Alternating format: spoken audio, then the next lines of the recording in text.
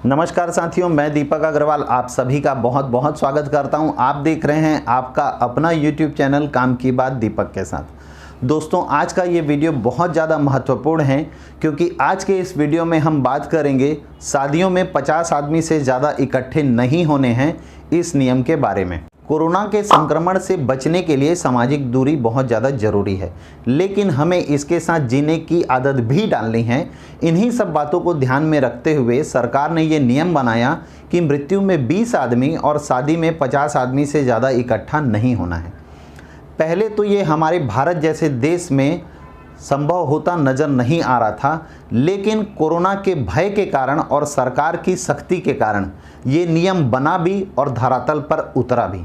Corona के आने के बाद अब तक हमारे देश में जितनी भी शादियां हुई है वो इसी नियम के हिसाब से हुई है। शादियों से आने के बाद परिवार के अनुभव बहुत ज़्यादा खुश करने वाले और बहुत ज़्यादा अच्छे हैं। वास्तव में ये नियम मध्यम वर्गीय परिवार के लिए किसी वरदान से कम साबित नहीं हुआ है। उसके कई कारण हैं, जैसे पैसे की बर्बादी से पूरे तरीके से बचत, कम लोगों के इकट्ठा होने के कारण औपचारिकताओं में लगने वाला समय और श्रम दोनों की बचत, समाज में दिखावे का जो कुचक्र चला हुआ था उससे पूरी तरह सुरक्षित हो गए। सबसे पहले बात करते हैं कि कम लोगों के आने के कारण समय और श्रम की बचत। चूँकि अब ये नियम बन चुका है कि शादी में 50 आदमी से ज़्यादा लोगों को इकट्ठा नहीं होना है, तो दूल्हा और दुल्हन के परिवार में ही 50 आदमी की संख्या पूरी हो जाती है। और अगर प्रैक्टिकल बात की जाए और इस संख्या में 40% 50% की बढ़ोतरी भी हो भी जाती है, तो भी ये संख्या पहले की तुलना में बहुत ज़्यादा कम है, क्योंकि पहले तो 500,000 आदमी के बिना शादी की कल्पना करना भी मुश्किल होता था और पूरा परिवार कार्ड बांटने, सजावट कराने, लोगों की आवभगत करने जैसी तमाम किस्म की तैयारियों में ही व्यस्त रह जाता था। दूसरी और सबसे खास बात पैसे की बहुत बड़ी बचत। अब आदमियों की संख्या इतनी सीमित है तो व्यवस्थाओं का पूरा खर्च बच जाता है। न बहुत ज़्यादा सजावट करने की ज़रूरत होती है, न खाने में बहुत किस्म के पकवान बनाने की आवश्यकता। गाड़ियों में होने वाले भी खर्चों में अब बचत हो रही है।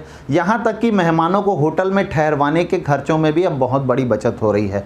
इसके अलावा बड़े बड़े मंगल भवन, मैरिज गार्डन या होटलों में होने वाले खर्चों में भी अब बहुत बड़ी बचत हो रही है।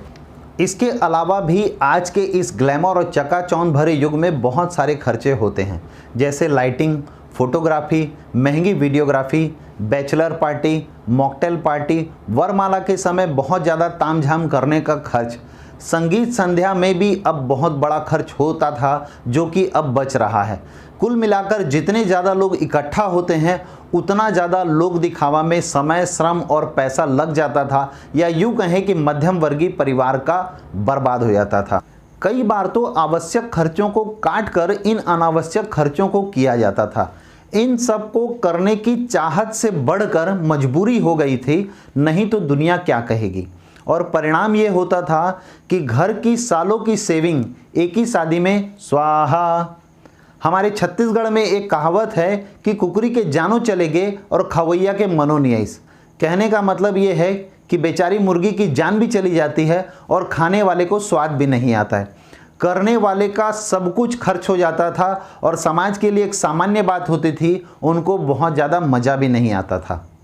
समाज के बुद्धिजीवी और अनुभवी लोग इस कुप्रथा को समाप्त करना चाहते थे, लेकिन केवल इसकी चर्चाएं बहुत होती थी, लेकिन अमल में कुछ भी नहीं आ पा रहा था। और ये एक बहुत बड़ी परेशानी का विषय बन चुका था, खासकर मध्यम वर्गीय के लिए और निम्न वर्गीय के लिए।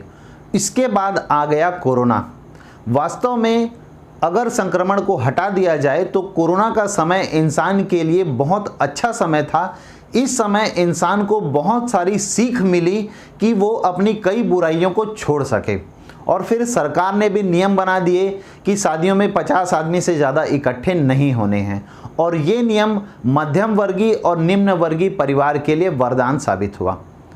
हमने कैसे बना लिया है अपने आप को, अपने समाज को और अपने देश को कि किसी गलत प्रथा को, किसी कुप्रथा को समाप्त करने के लिए भी हमें समाज के कड़े, क्षमा कीजिएगा, सरकार के कड़े नियमों की आवश्यकता होती है, या यूं कह ले कि सरकार के डंडे की आवश्यकता होती है।